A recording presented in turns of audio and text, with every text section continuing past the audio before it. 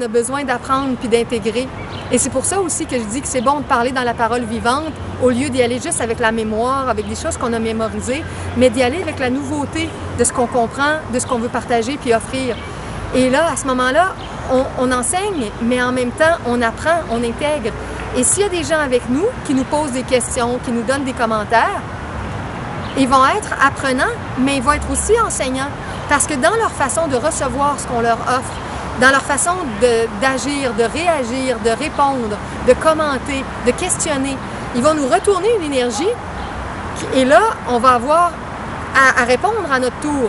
Donc, ils vont nous enseigner à leur façon, ils vont nous pousser à se positionner pour leur offrir une nouvelle réponse. Donc, c'est un cycle comme ça qui est continuel. Le fait d'être enseignant, étudiant, étudiant, enseignant, étudiant, enseignant, et comme moi qui fais de la thérapie, qu'on soit thérapeute, coach de vie, psychologue, tous ces genres de professions-là, il y a une façon de voir ça où on pense que parfois on est juste la personne ressource ou connaissante sur certains sujets.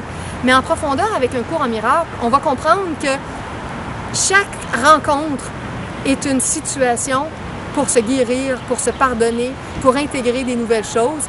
Et ce qui va nous être apporté par ce qu'on appellerait supposément le client, le patient, la personne malade, la personne en souffrance, il va y avoir dans ça des choses qui vont miroiter des volets de notre vie et qui vont être à intégrer aussi.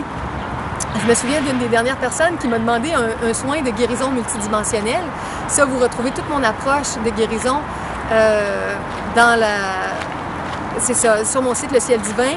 Au bas d'une sous-section, c'est marqué guérison multidimensionnelle. Je décris tout. Vous avez juste à lire